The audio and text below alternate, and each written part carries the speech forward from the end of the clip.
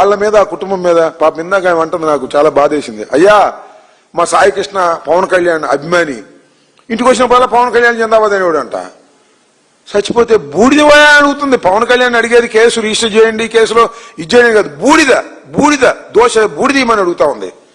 దోష బూడిద ఇప్పించగలవండి పవన్ కళ్యాణ్ గారు మీరు ఉప ముఖ్యమంత్రిగా? అదేమంటే వాడు రౌడీ అని, నేరస్తుడని మాట్లాడుతున్నారు మీరు. ఎవడు నేరస్తుడు, ఎవడు రౌడీ చెప్పండి, నాకు అర్థం కాల.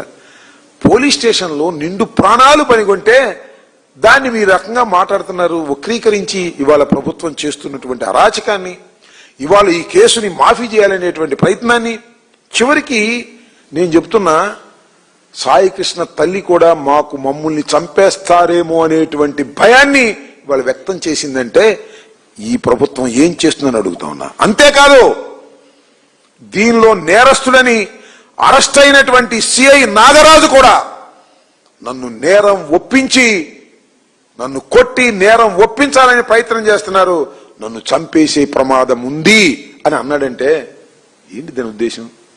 సాయి కృష్ణ తల్లికి ప్రాణహాని, సిఐకి ప్రాణహాని, ఒకతనేమో చనిపోయాడు. అదేమంటే గౌరవనీయ నారా చంద్రబాబు నాయుడు గారు తల్లిని చూడలేదు, చెల్లిని చూడలేదు, తమ్ముడిని చూడలేదు, తమ్ముడు కొడుకుని చూడలేదు. ఆయన అంటాడు, విన్నారుగా, సిఐ కాపే, చనిపోయిన సాయి కాపే, మరి తల్లి కాపే. వీళ్ళందరూ లేపేస్తారా? నాకు అర్థం కాల. అట్టగా ఉంది వాతావరణం. నాగరాజు ఏమో పోలీసులను చంపేస్తారంటున్నాడు, ఆమెమో నాకు ప్రాణహాని ఉందంటుంది. ఏంటిది? ఈ రాష్ట్రంలో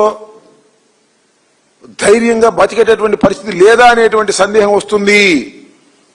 దాన్ని చంద్రబాబు నాయుడు అలాంటి వాటి మీద దృష్టి పెట్టి వాటిని లా అండ్ ఆర్డర్ని కాపాడటము, లేదా బాధితులను రక్షించే కార్యక్రమం చేయటం మానేసి గొడ్డలి పార్టీ భయం వేస్తుంది. ఆయనకి ఎట్టాగా అధికారంలోకి వచ్చేసిన బురద చల్లేద్దామని.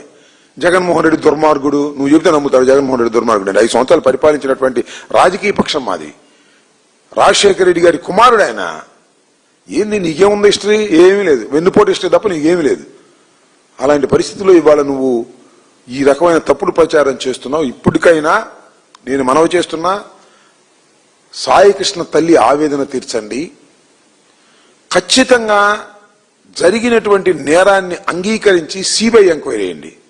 ఊరి మీ దుంపదేగా కృష్ణలంక పోలీస్ స్టేషన్ పై భాగంలో దొరికిందంట బూడిదను ఎముకలు. ఎక్కడ దొరుకుతాయ్యా? ఎక్కడో పట్టుకొచ్చి ఇక్కడ పెట్టారు. మీ దుంపదేగాని అర్థం కావటంలా, కామన్ సెన్స్ అర్థం కావటంలా. ఇన్నాళ్ళుంటే దొరకదా? 19వ తారీఖున కేసు రిజిస్టర్ చేశారు. ఎప్పుడు దాకా దొరకదంట పైన, ఇప్పుడు దొరికిందంట. పొట్లం గట్టి పెట్టినట్టున్నారు తీసుకెళ్లి. ఏంటిది? ఇంత దారుణంగానా ఎంక్వైరీలు జరిగేది పోలీసుల్లో? అంటే పోలీసులు హత్య చేస్తే కాపాడేస్తారా? ఎవరిని హత్య చేస్తేనేమో కాపాడరా? ఏంది తప్పు? ఇది అన్యాయం. ఇది గుర్తుపెట్టుకోమని మనం చేస్తున్నాం. అంతేకాదు ఎవడే యూట్యూబరు రావణ్ణి పట్టుకెళ్తే పోలీస్ స్టేషన్ మీదకి వెళ్తున్నారు.